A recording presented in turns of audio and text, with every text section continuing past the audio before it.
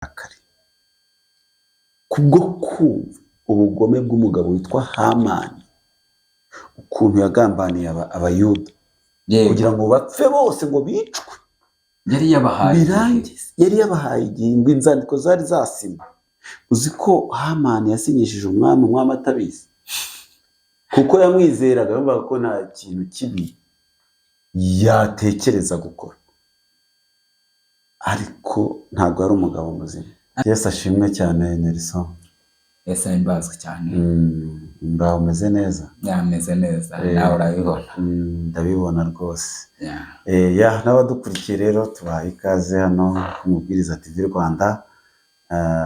Nk'uko rero muri kubibona, tugiye kujya tubana, tugenda tuganira ku ngingo zimwe na zimwe abantu bakunda kugenda bibazaho, cyangwa ku mateka abantu bagenda bibazaho cyane ku bijyanye n'ijambo ry'Imana. Nelson, yego, turabashuje rero, Imana ibaha umugisha kandi tubaha ikaze. Nelson, nawe wasuhuza abantu badukurikiye se? Ndabasuhuza cyane. Nkoresheje ijambo rivuga ngo amahoro y'Imana abe muri mwe. Amen. Kandi Imana ibagirire neza. Nelson, rero uyu munsi waduteguriye iki ugiye kutuganirizaho? Nabateguriye ijambo ridasanzwe, ijambo rikomeye cyane. Uyu munsi naje kukubwira, mbwira n'abandi bose badukurikiye, mbabwira ngo ibihe birahinduka. Ibihe rero ndimo mvuga ntabwo ari ibihe byo kuvuga ngo ni mu bihe by'umuhindo, ngo igihe kizaza haza itumba, haza impeshyi.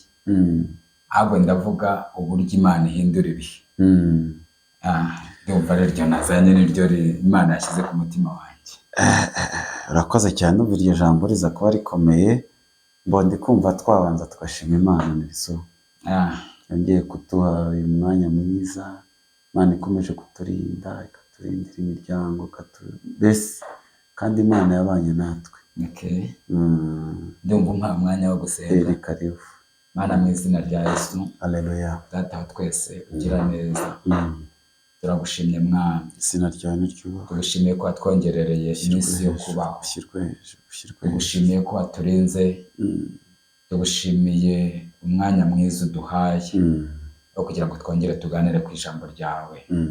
Bityo dusengeye imitima yose ishobora gukurikiranira ijambo ku Mubwiriza TV Rwanda, kugira ngo Mwami ugire icyo ukora, kandi imitima yose ihembukire imbere y'ubwiza bwawe. Mu izina rya Yesu, amen. Amen. Wampaye umwanya w'ijambo, nabicishije amatsiko babwira ngo Imana ihindura ibihe, cyangwa se ibihe birahinduka. Natangiye mbasobanura mbabwira ngo ntabwo ari bya bihe by'umwaka bigenda bihinduka, ko ibihembwe bigenda bihinduka, ahubwo nashatse kuzana ijambo ry'Imana riri mu gitabo cya Esiteri, ibice 7, umurongo wa 7. Dusome mu izina rya Yesu. Yego. Muri ako kanya Umwami arahaguruka, ahagurukana uburakari, ava mu nkera, arasohoka, ajya mu murima w'ibwami. Hamani nawe ahagurutswa no gusaba umwamikazi Esiteri agahanga ke, kuko yari abonye ko umwami amaramaje kumugirira nabi.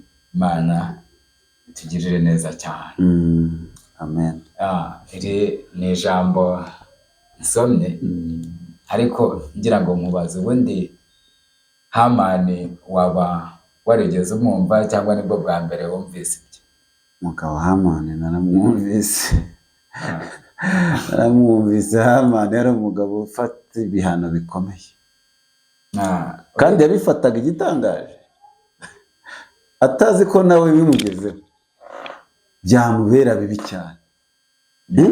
Yego.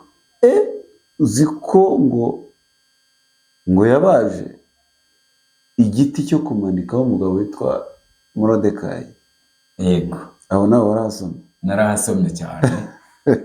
Uriya mugabo yari umugore n'inshuti yawe. niyo mpamvu nazanye ijambo rivuga ngo Imana ihindura ibihe. Imana irabihindura. Hari abantu Imana irabihindura. ndabihamya ko Imana ihindura ibihe, kandi ngira ngo nta munyarwanda waba nibura urengeje imyaka 30 utazi uburyo Imana ihindura ibihe. Ibyaramarira ibyara ukwirukanka, yego, bikavamo kuryama ugasinzira. yego. ni ukuvuga dukuye amateka kwa Hamani na Morodekayi tukayigarura na Esiteri n'Abayuda, natwe abanyarwanda tukayigaruraho. mu by'ukuri umuntu wese urengeje imyaka 30, nibura uri muri 40 gutyo gusubiza hejuru, kumubwira ko Imana ihindura ibihe yabyumva cyane kurusha umwana w'imyaka 10 n'ingahe. kuko umwana w'imyaka 10 n'ingahe ashobora kuba yaravutse asanga iwabo amatara yaka. mbese kumubwira ko Imana ishobora guhindura ibihe ntabyumve. Yego, ariko wabayeho muri kiriya gihe yaba umuhamya wo guhamya neza ko Imana ihindura ibihe. kiriya gihe cyari umuriro. Yego, cyari umuriro. ubona umuntu ukiruka mu buryo bukomeye cyane, ukavuduka ugahunga. yego, ariko Imana yagize neza, tuyizamurira Imana ishimwe cyane. Imana ishimwe. Rero genda ndishimye cyane kubera ijambo dusomeye n'iyi nsanganyamatsiko yaryo. kuko Imana yahinduye ibihe by'Abayuda bari bamerewe nabi. Uriya mugabo wari umuvuga Hamani. Hamani ubundi yari umuntu ukomeye hari ibwami. yari afite ijambo rikomeye kandi ndetse afite n'ubudahangarwa.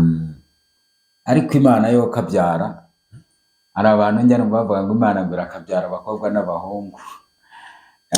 Imana ni umukozi ntiwamenya igihe ntiwamenya inzira izanyuramo ikora ibintu. Imana yakoze agashya. aho yemeye ko Esiteri atoranywa nk'umwamikazi. icyo nacyo cyabaye igitangaza. Yego, cyabaye igitangaza umunyamahanga kugira ngo aho umwamikazi nuvuga ngo cyari igitangaza gikomeye kitumvikana, kuko n'ubundi busanzwe ubundi cyaraziraga kuba umuyuda ashobora kurongora umunyamahangakazi. ariko kugira ngo Imana izareme igitangaza, Esiteri yagiye ari ahantu. nuko Esiteri yagombaga kujya hari ahantu. ariko uribuka uburyo yahagiyemo wamubajije witwaga Vashiti. Shitani ngo yamuteje agasuzuguro, arasuzugura umwami. Yego, ngo aramusuzugura. abagabo bose barahaguruka ati nimba uyu mugore asuzuguye umwami aka kagera abacu baratumanika. abacu baratumanika. nta kuntu umugore w'umwami yakora ibintu nk'ibi ngo abagore bacu dutahe dusanga mbese ibintu bitahindutse. ni ukuvuga ngo ibintu byose biba muri plani y'Imana. niyo mpamvu Imana yo ikora ibitangaza, abantu akaba ari twe dutangaza. ariko Imana yo ntigitangazwa n'ikintu umuntu akoze, kuko nta cyitungo. ntabwo Imana igitangaza. nibwo ngo yari izi neza ko Vashiti agomba gusuzugura mwakira gitaramo kugira ngo Esiteri yinjire. ni ukuvuga ngo ni Imana ikura umwami ku ngoma ikimika undi. imikundi. yego Ijambo ryayo rirabivuga. yego Ishyire ikuzimu igakurayo. Niyo mpamvu buriya Vashiti unagereranije impamvu ibintu byose biba biri muri gahunda y'Imana, hari igihe kibe ngo Abisirayeli bigeze bivumbura, ariko bivumbura ku Mana. Ni mu gihe Samweli ngo yari umuhanuzi ari we uyoboye. Mbese kiriya gihugu cyayoborwaga n'umuhanuzi. Biza kurangira ngo barareba baravuga ati ariko ibi bintu ubundi tuzabigumamo kugeza ryari? Umuhanuzi ubundi atuyoboye ati ngo baragenda babwira Samweli bamwe ati wowe ugende ubwira iyo Mana ko natwe dukeneye kuyoborwa n'abami nk'andi mahanga. Nuko ngo urumva ngo Samweli abibwiye Imana, ngo Imana ibona ko abantu batangiye kwishakira izindi mbaraga zidaturutse ku Mana, gusa n'abandi, gusa n'ayandi mahanga, kumera nk'abandi bose. nyine ibaze bwari ubwoko bwatoranijwe, yari ifite uburyo bagomba kuyobora. yego erega Abisirayeli Imana yari yaravuze ngo ubu nibwo buzaba ubwoko bwanjye, nzakorera muri bo ngendere muri bo. Barangije nyine ariko barangije baravuga twebwe ibi ntibihagije, kuki se abandi bayoborwa n'abami twebwe tukayoborwa n'umuhanuzi? Yego. Uwo munsi ngo babwiye Samweli ngo aragenda asenga Imana. Imana yamubwiye ati ngiye kubashyiriraho umwami uzabakanda akabumvisha w'agahimano. Ngo Imana ibwira umuhanuzi ati wowe genda unyimikire Sawuli. Sawuli amaze kugeraho, urumva yari aje muri gahunda z'Imana, ariko ngo agera igihe nawe Satani ngo amukoresha ibintu bikomeye, mbese ngo agera igihe rwose arabakanda bagera igihe batakavuga ati noneho turashize. Imana iravuga ati nubwo rero nari namusizeho nyine ngo abanyumvishirize, ariko nanone nawe arakabije. Biza kurangira Samweli Imana imubwiye ati oya, Sawuli nawe ararengeje, ubugome noneho mbese arakabije. Ngo Imana imutuma ku wundi muntu, imutuma ahantu nyine mu rugo ntari buvuge, nawe hagutera amatsiko kuko nawe urahazi. Ngo ahageze ngo yimika umwana muto utaranagaragaraga. Niko rero umwana ntabwo yagaragaye muri urwo rugo, byasabye ko bamutuma umugabo witwa Yesayi. Noneho rero biza kurangira uko uriya mwana Dawidi yagaragaye, njyewe mbigereranya nk'uko Esiteri yagaragaye, kuko nawe ntabwo yari akwiriye, nta nubwo yarazwi, ntabwo nawe yarazwi. Abana bumvaga ko bamwibagiwe kuko ngo yahoraga aragiye. Yego. Nuko rero naje kukubwira hari Imana ihindura ibihe. Amen. Abantu mudukurikiye nizere ko muri kubyumva. Iyi Mana ishobora guhindura ibihe.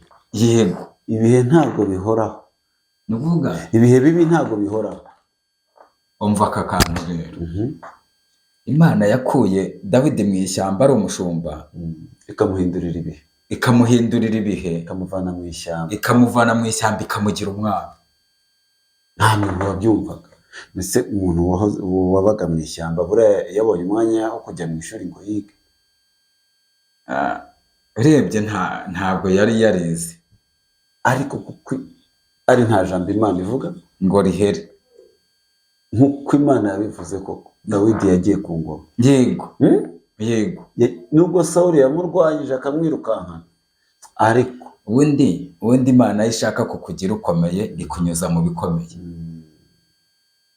Kuko Dawidi uburyo yagiye ku ngoma ni ibintu birimo ubuhanga cyane.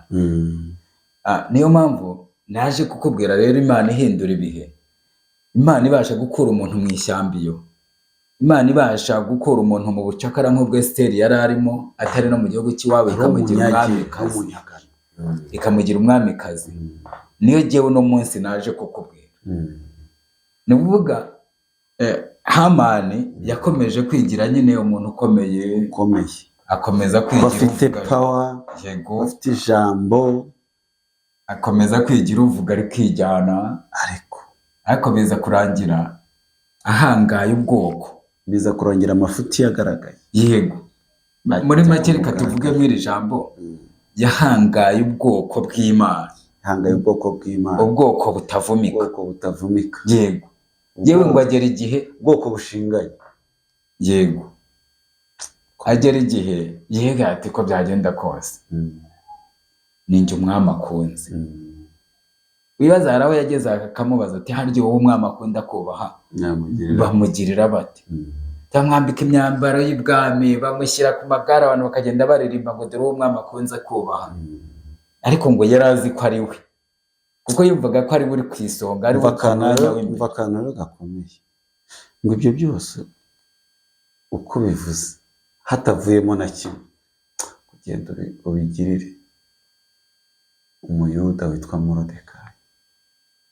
Ni ukuvuga ngo Morodekayi nawe Imana yari imwibutse, Imana yari imuhinduriye ubuzima, ibihe byari bihindutse. Yego, na Morodekayi ibihe byarahindutse kuri we, kuko kubona umuntu kuri we mukuru wari ufite ubutware n'ijambo kuri wowe, aho kugenda ubikorera uwo nguwo wasuzuguraga, uwo wamanikiye urumambo, uwo wageneye iminsi yo gupfa, ngo ariko genda umukorera ibyo ngibyo. Icyantangaje rero, haleluya, amen, haleluya, haleluya, haleluya, amen. Cyantangaje ngo umwami yabuze ibitotsi. Imana igiye gutabara, hari ibintu ibuza amahoro.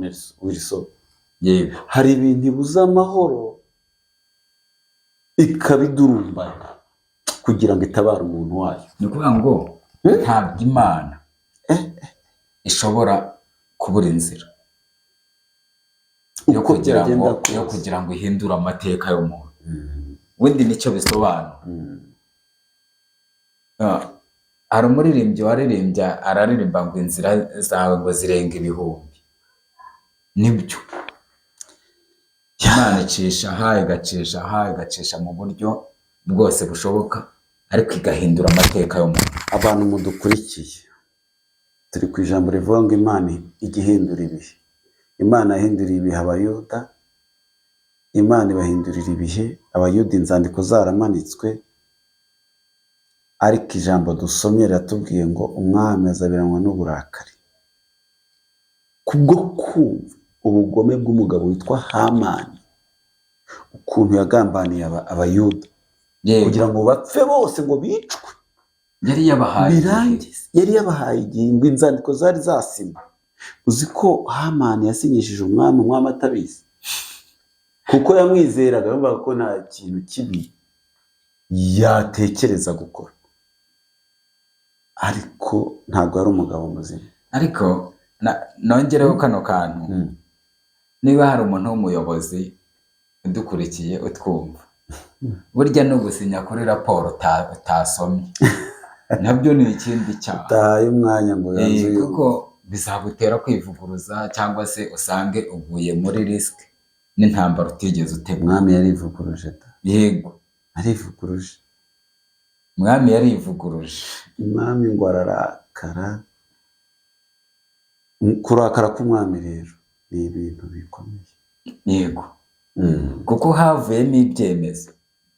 Ibyemezo byahise bifatwa. Umwami yahise avuga ko ibyo yari agiye gukorera uriya mugabo Morodekayi, igiti urumambo yari yamubarije, ngo nawe agende barumushyira, aba ari cyo bamumanikaho. Kandi nuko byagenze, niko byagenze. Yego, Imana igica agasuzuguro k'abadayimoni. Haleluya! Imana igucira agasuzuguro Imana ica agasuzuguro k'ibintu biri kukwirukaho. Imana ica agasuzuguro k'ibintu byagufasheho ijambo.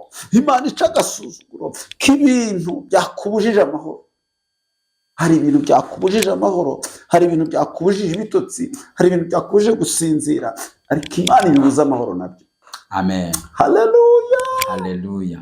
Mwene data w'Kristo, Imana iguhe umugisha. Njye naje rero kuvuga ngo hari Imana ihindura ibihe. Imana ihindura amateka y'umuntu. Imana nigira ibihe ihindura ku buzima bwawe. Imana nigira ibintu ihindura mu rugo iwawe. Imana nigira ibintu ihindura muri sosiyete urimo. Imana nigira ibintu ihindura mu kazi ukora. Haleluya. Imana nigira ibintu ihindura nk'uko yibutsa abayuda bari mu gasuzuguro kameze kuriya, bari bagiye gupfa bose bakibagirana, ndetse n'inzandiko zaramanitswe. Imana nigira ibintu nigira ibintu icecekesha. Ibyagufasheho ijambo ntibifateho ijambo, ibyakwirukankanye ntibyirukankanye. Wilson, ndagira ngo ubwire ngo hari igihe ibintu byirukankana urabivuga wowe, bikakuvudukana, urabivuga urabizi, bikakwambura ijambo, ukabura ijambo. ahubwo se abantu bakaguhagurukira, birakwirukankana ukabura n'amaguru. ahubwo wajya gushiduka ugasanga ibyo wari uzi ko urimo wirukanka ubisiga, ahubwo ugasanga biri kukwirukamo. aho yego, ni ukuvuga ngo aho ugiye hose ugasanga urabijyanye. ariko Imana ihindura ibihe mu izina rya Yesu. uzi ko hari n'igihe, haleluya, mwene data uri kudukurikira, Imana nigira ibintu ihindura. Imana nihindura ibihe bibi, Imana nibihindure ikuzanira ibihe byiza, ibihe by'amahoro, ibihe by'umunezero, ibihe bizima. Imana itugirire neza. Wilson, abantu reka tubasengere. twasubikira ijambo, ariko njyewe ndashyiraho aka kantu bavuga ngo ko tumaze kubona ko Imana ihindura ibihe. yahinduye iby'abantu benshi turabibona, ihindura iby'abanyarwanda muri rusange turabibona. abantu bararaga badasinziriye, abantu bageraga nijoro bakavuga ati noneho ejo ntibuzacya, ariko bwarakeye burongera buracya. na n'iyi saha turashima Imana. dufite ibihamya bifatika ko Mwami wacu Kristo agira neza. rero ntabwo yakwibagiwe wowe urimo twumva, kandi nawe Ezekiel ntabwo Imana yakwibagiwe. Amen. ni ukuvuga Imana yo mu bumana bwayo turacyayifite nk'Imana Data. uno munsi wowe niba udashobora gutekereza ikibi ku mwana wawe, ubundi nta mpamvu yo kumva twihebye, kuko Imana ni Data. rero Imana iduteganiriza ibyiza, si ibibi. tugiye gusenga rero, nidusenga umuntu wese udukurikiranye nawe agira uruhare rwo kubohoza ibye, agira ibintu abohoza, yego, agira ibihe ahinduza. n'abayuda nubwo wenda tutabonye umwanya muremure wo kubijyamo, ko n'abayuda kugira ngo batabarwe n'ibyapfuye kuza, yego, barasenze, bafashe igihe barasenga, bafata umwanya bajya imbere y'Imana, batakira Imana nubwo Imana itahise ibasubiza. byaciye mu zindi nzira. Esiteri akajya asaba umwami ngo yitabire ibirori yateguye, nanone agira ngo hari icyo Imana iri bukore, akabona ntakikoze, nanone ngo akongera. buriya rero nujya gusenga ntuzabwire Imana ngo Mana akora uyu munsi, ahubwo Yesu hari uburyo yigisha abantu gusenga. aravuga ngo nimusenga mujye mubigenza gutya, ariko hari aho yavuze ijambo aravuga ngo tujye dusenga ngo ibyo ushaka bibeho mu isi nk'uko biba mu ijuru. rero uno munsi hari igihe tujya gusenga tukazana amarangamutima n'ububabare bwacu, tukumva uwo mwanya yabikora, ibasha kubikora uno munsi, ibasha no kubikora ejo cyangwa ejo bundi. Niyo mpamvu ba Daniel bajya kubashyira mu muriro baravuze ngo Mwami, Imana twiringiye ibasha kudukiza, ngo kandi naho itadukiza ngo ntabwo turi bwonamire iki kigirwamana. Yego, ni ukuvuga rero twebwe icyo dusabwa ni ukwiringira ko Imana yumvise gusenga, hanyuma tugategereza igisubizo kivuye ku Uwiteka Imana. Imana ibaho umugisha. Turi ku ijambo rivuga ngo Imana iguhindurira ibihe. Imana igihindura ibihe, muri bihe bigoye bigukomereye, Imana ibihindure igushyire mu bihe bizima ubasha kumva utekanye. Abayuda bariho badatekanye, bafite imitima ihagaze, ariko Imana yabahinduriye ibihe. Tugiye gusenga rero n'ubundi, reka twese dufatikanye, buri so reka dufatikanye dusengere abantu bari hirya no hino. Batwumvise kandi biremewe no kuduhamagara tukabafasha gusenga n'ubundi, kuko iyo dusenze kandi Imana irumva. Reka rero dusenge.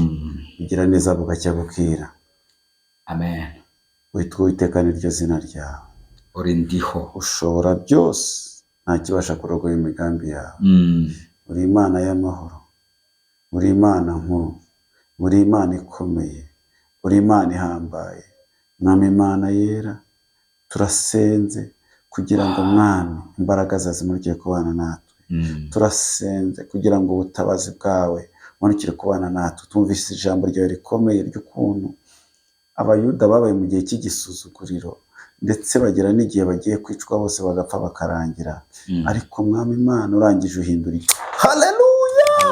Urangije uhindura ibihe, uhindura ibihe Mwami. Abari abo gupfa baba ab'agaciro, abari abo gupfa babona ijambo mu gihugu cy'amahanga. Mana turagushimiye. Komeza rero wigaragaze, komeza Mwami Imana wireke abantu badukurikiye, umuntu wese ufite ibibazo, umuntu ufite intambara, umuntu ubuze uko agira, nabona ukuboko kwawe kwiza, nabona ubutabazi buvuye heraho mu ijuru, nabona uburinzi bw'Imana, nabone kugira neza kw'Imana. Mu izina rya Yesu Kristo twatuye imbaraga z'Imana kugira ngo zikomeze zibe kuri twe. Twatuye imbaraga z'Imana kugira ngo zikomeze zibe ku bantu badukurikiye. Twatuye imbaraga z'Imana kugira ngo zitabare abantu bageze kure, bageze kuri point finali. Mwami Imana, babuze epfo, babuze ruguru, babuze uwo babwira, babuze uwo batabaza, imiryango itacyumva, inshuti zarananiwe. Mana turabasengeye kugira ngo babone ubutabazi buvuye mu ijuru. Turatuje, wowe ntutuze, ahubwo gukora kwawe nikugaragare. Tuzashima ubwo tuzumva hari abantu wakuye mu rwobo kubera iri sengesho, wakuye mu rupfu, wakuye mu Mwami Imana, wakuye databuja mu bibazo, ukabarengera ukabagirira neza. Turatuje, wowe ntutuze, tuzeye twizeye mu izina ryawe ryera Kristo Yesu. Urakoze. Amen. Bene data rero, Imana ibahe umugisha kandi Imana ibagirire neza. Mwakoze kubana natwe. Hano ni ku Mubwiriza TV Rwanda. Ugomba gukora subscribe, share ndetse na comment, ukadushyigikira, ukatwereka kuri kumwe natwe. Murakoze cyane. Amen. Amen.